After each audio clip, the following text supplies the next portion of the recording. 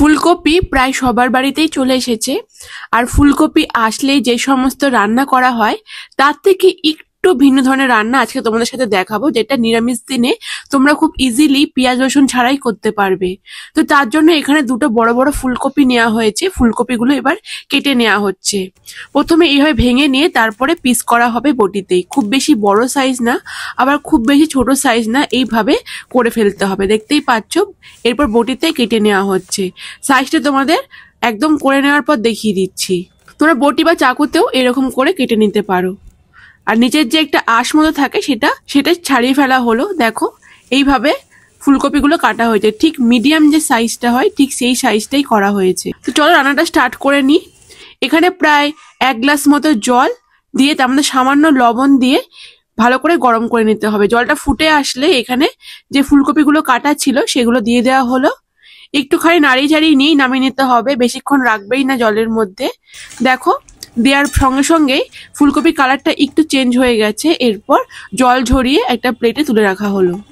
তো এরপর শুকনো কড়াইয়ের মধ্যে প্রথমে গোটা জিরে, 1 চামচ মতো জিরে আর গোটা গরম মশলা দিয়ে একটু ফ্রাই করে নেওয়া হলো এই শুকনো খোলার মধ্যে।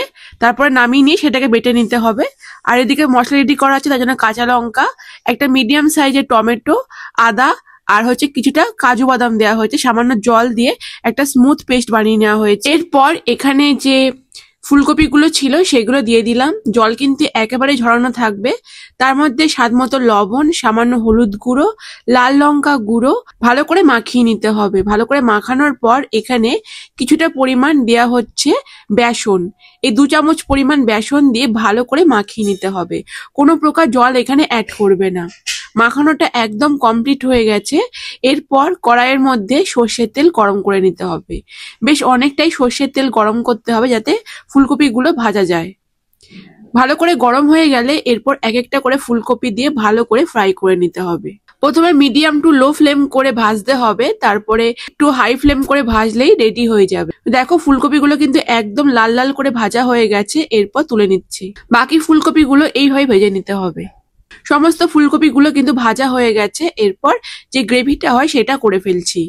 তেলের মধ্যে 2টো শুকনো লঙ্কা আর 5 ফোড়ন দেওয়া হলো, 1/2 চামচ মতো, 2টো তেজপাতা দিয়ে ভালো করে ফোড়নটাকে গন্ধ বার হওয়া না অবধি ভাজতে হবে। এরপর কিছুটা কিশমিশ দেওয়া হলো। কিশমিশটা কিন্তু এই তরকারির স্বাদটা অনেক গুণ বাড়িয়ে দেবে। মুখে একটু মিষ্টি মিষ্টি স্বাদ আনবে যখন মুখে পড়বে।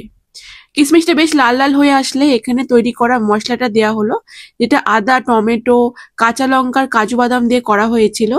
এরপর তেলের মধ্যে ভালো করে কষাতে হবে। তেলটা ছেড়ে দিলেই এখানে গুঁড়ো মশলা অ্যাড করা হচ্ছে। প্রথমে 1/2 চামচের একটু কম হলুদ গুঁড়ো, 1/2 চামচ লাল লঙ্কা গুঁড়ো দিয়ে ভালো করে মশলাটাকে কষিয়ে নেওয়া হচ্ছে।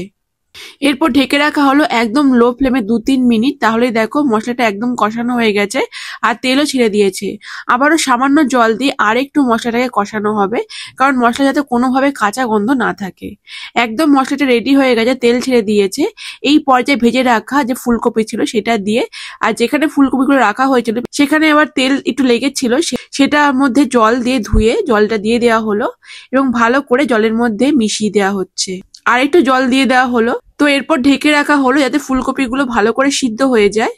এই 2-3 মিনিট একদম লো ফ্লেমে রাখলেই হয়ে যাবে। শেষে একটু মিষ্টি গরম মশলা, যেটা প্রথমেই করা হয়েছিল, জিরে আর গরম মশলা বাটা ছিল, সেটা জল দিয়ে বেটে নেওয়া হয়েছে, সেটা দিয়ে এবং 1.5 চামচ মতো ঘি অ্যাড করা হলো।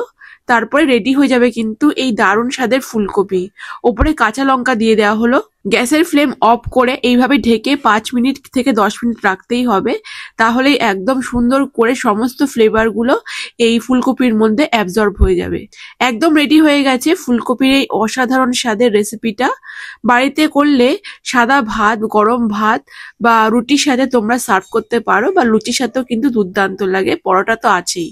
তো বাড়িতে অবশ্যই ট্রাই করো। কেমন লাগলো কমেন্টে জানিও। ভালো লাগলে অবশ্যই সবার সাথে শেয়ার করো, লাইক করো। যারা পেজটিকে এখনো ফলো করনি ফলো করে নিও।